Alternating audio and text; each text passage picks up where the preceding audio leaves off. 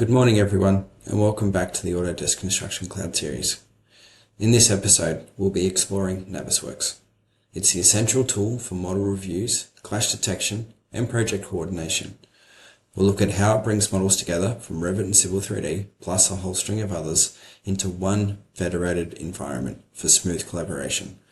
I'll also show you some of the new features in Navisworks 2026, including refreshed interface, smarter clash detection, and updates to tools like Measure Panel and Appearance Profiler. The first thing we see when we open up Navisworks is the home screen. And I want to point out that we now have the coordination space ribbon just here.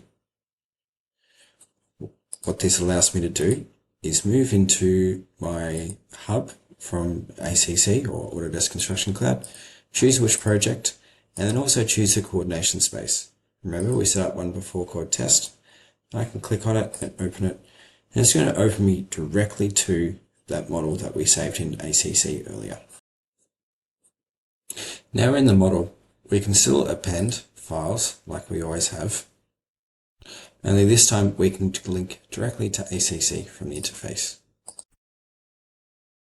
One feature that Navisworks is famous for is the Clash Detective.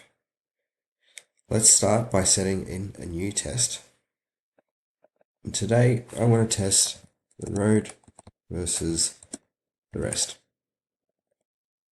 From here I'm going to navigate down and select my road model. And here I'm going to select my first bridge model, hold Control and select the rail alignment as well. I'm going to put in a hard clearance of 0.01 and I'm going to hit Run Test. We can see here that we have 45 clashes that have been set up, and we can start to see them all here. As I click through them, we can group them later, but I'm not done. I want to set up some new tests. From here, I want to set up the rail versus road. So I'm going to select my rail model and I'm going to select my road model. From here, I'm going to add in another test, which is my bridge versus road. I'll put the name there.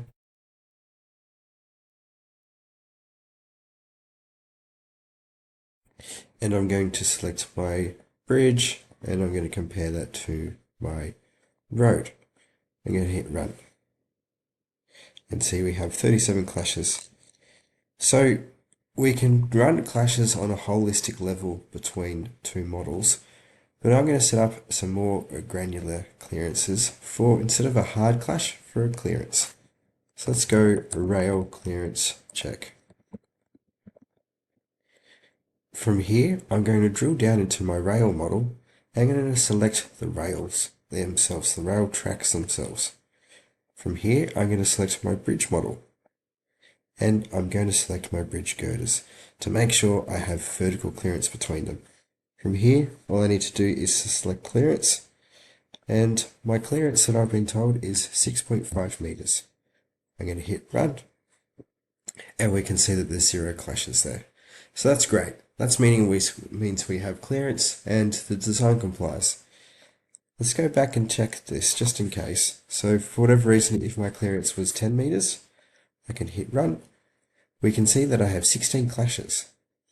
And it's telling me here that this is the areas where, highlighted in red and in green, where the clearance fails. This is great because that allows me the ability to go through and pinpoint exactly where it's failing, and I can notify the designers or the roads engineering team or the rail engineering team as to what's happened. Now that I have all of my clashes, I might want to group them because dealing with 45 clashes is a large number and I don't really want to have to go through and resolve every single one individually. Here I can select grouping. I have the option to group them by a file, a layer, or an object. Or I can come through here and I'm going to select that I'm going to group them by my model checks in ACC. I'm going to group them by Uniclass Asset Title, I could select any one of these, but it's just going to group them all. So essentially, it's going to group them all by one element against the other element. The thing I need to do is prioritize them between selection A or selection B, which if we go back to selecting here, it's the first model that I chose or the second. I'm going to prioritize them all by selection A, and I'm going to hit Group Clash Sections. From there, we can see that we have 9 clashes, which is much more manageable. Here, these clash groups have been created, and we can see that I have a number of clashes associated with the topsoil layers of pavement. I have another one with the bitumen bound surface and the granular course of pavement. These are mainly an earthworks issue, and so I could potentially ignore all of those and just focus on some of the bigger issues that we can see through here. Now that I have all of my clashes grouped, I'm going to click on Report. From here, I can choose the content of the report. So I might tick on a few extra items here. From here, I can choose to have the clashes in group headings only, individual clashes, or everything. I can include only filtered results. I can choose all test combines, all test separate. I'm going to choose all test separate. And we can choose which report format we can send it out in. Then here I'm going to hit Report. Now it gives me an option to save this report, and you'll notice that this is saving it directly into Autodesk Docs.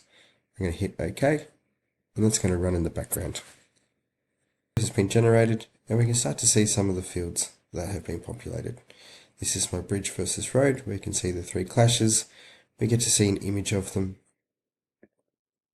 and we get to see some of the information that we have selected to turn on. Now that we have all of our clash detection done, we want to create an issue. We have a new feature here, which is the Coordination Issue add-in.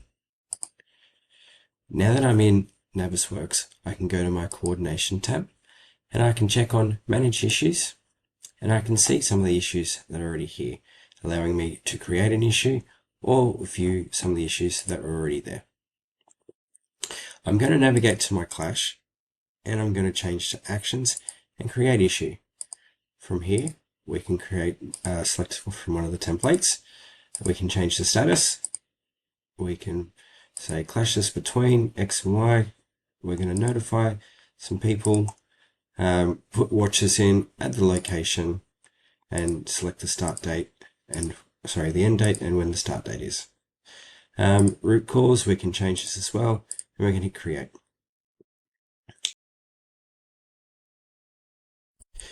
If I go back to issues in model coordination, I can see clash issue 51, which is there. It's also going to be visible in docs if I go down to issues. Clash type 51. And we can see it's clash 51 here, issue 51. We can go through, do that, and assign them to all of our clashes in here, and we'll assign them to the group as well. So it's a quick way to sort of address these issues pretty quickly within ACC without publishing an external report. From the Coordination tab, I'm also able to open up my different views and select from my different hubs to go through some of my saved views that I've saved in ACC. I can also choose to append, and this is going to allow me to append things from the coordination space of different projects. From here, I can see the status map, which we can set as default. Now that we have some of our clashes in the Clash Detective, we can go through and change the priorities of them. We can change the status of them.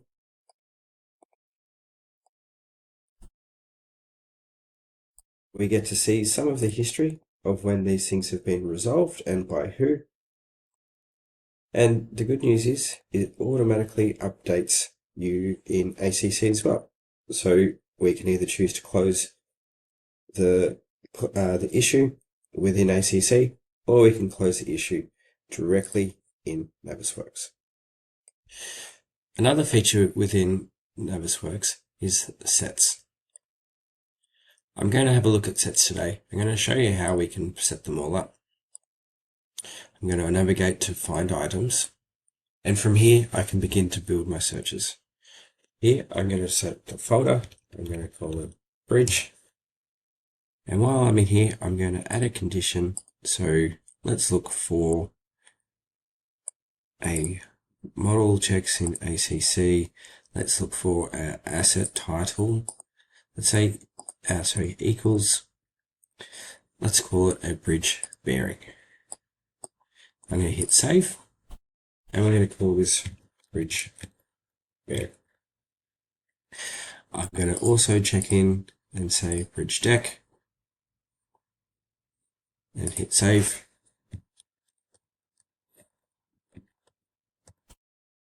We're going to add in the other ones. Now that I've built all of my search sets, we can quickly check that they're working by clicking on the items and seeing if they get selected within the model.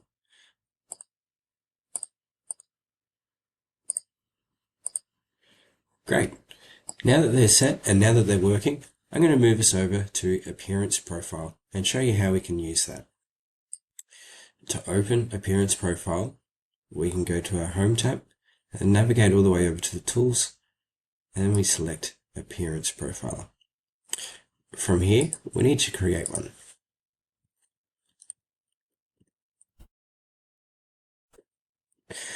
From there, I can start to add property sets, rules by property or rules by search sets. Because I already have my sets here, I'm going to look up and say I want to make the whole bridge blue add. I'm going to also make the whole bridge road section green, hit add, and we're going to have the whole rail turn orange, add. If I hit apply, we'll see the model starts to change color. So why do we want to do this? So let's add to this search set and say, I want to also add the rail tracks as white. I want to make them stand out. Let's hit apply. And now we can see we have a contrast between the two different element items. Now that we've painted our model in different colors, we might want to do a visual check of some of the metadata within the files. We're going to say uniclass check. I'm going to search by properties this time. So I'm going to say model checks in ACC, check the property that it has a uniclass asset code. I'm going to say wildcard. So it has anything in there. Let's make it gray and transparent by 60%. We're going to add uniclass as equals, and we're going to leave that blank, make it red, transparent 0. And from there, we can see that all of the fields that are missing for my asset code are colored red, and all of my ones that do have it are colored gray. So I can quickly go through, again, create an issue, and make sure everyone's aware that they're missing some of the metadata. So as promised at the start, I'm going to talk about some of the improvements that we've seen in 2026. So the Navisworks interface has been refreshed, I guess, with some updates to the dialog boxes and icon appearances. For example, we have the same viewpoint, which looks slightly different to what it was before. The properties has also been updated. We can now manage our custom properties to select and add anything that we want. So we can go through and untick any items or tick some more items to have more of a custom view of what information you want to see. The sets has also slightly changed, so you'll notice some improvements around there. It has more of a modern appearance to it. Clash Detective has also been improved. We can now set default assignee, so we can assign all these tags to someone by default. I kind of went through the group results before, so we can start grouping them by different parameters. What we also have now is some custom filters, and so we can sort by A to Z, smallest to largest. We also have text filters, so we can play around with this, which is pretty cool. Yeah, there's lots of other little small improvements. The biggest one being that these clashes can now be directly synced into ACC as an issue. So no more manual creation of this process or assigning someone a report and hoping they read it, we can have this traceable and actionable within ACC. The appearance profiler has undergone a redesign and has some new options added to it to improve its usability. The new profile area is containing icons to represent the dialog options, so we can see those under here. The properties has also been improved, so this is a little bit easier to use, and then as shown before, we can search by set. So in the new icons that we have here, we can choose to import new appearance profiles. It's also, as mentioned, easier to search through the properties with some of the predefined properties within here. We also have the ability to test selection. So if we had one, we could hit here to test it rather than making it look the whole thing painted. We can save our appearance profiles as XML files. We can see them here, so we can bring them in and use them again. This is instead of the DAT files. The measure tool window now has been redesigned, and so it's a little bit easier to use. It also now includes the save measurement, so we can go back and look at some of these measurements that we've done before. So we have point to point, point to multiple points, we have point line, point accumulation, angular, area, and single points. So we can start to measure a couple of things here. We can save this measurement, so it's going to stay there. Yeah. When using navigation bar or the steering wheel tools to navigate around the model, the pivot point is the point in the scene which we navigate around. We have here to turn pivot lock on and off to make it easier to spin around the model. This stops us shooting off into the distance and losing where we are in the model. The export to NWD, so we go to the home output tab, click on the NWD. We can now configure this a little bit, so we can exclude hidden lines, embed recap and texture data, prevent object property export, which is all pretty cool. It's just all about cleaning up the export files, and so removing things that we don't need and making the files as user-friendly as possible. We have property sets, so we can go through and control what properties we want to see. This is now an easy way to filter through and create any custom properties you might be using for your project, removing unnecessary information that you might not necessarily want to see or have to see in your project, making it less confusing for all the users on your project.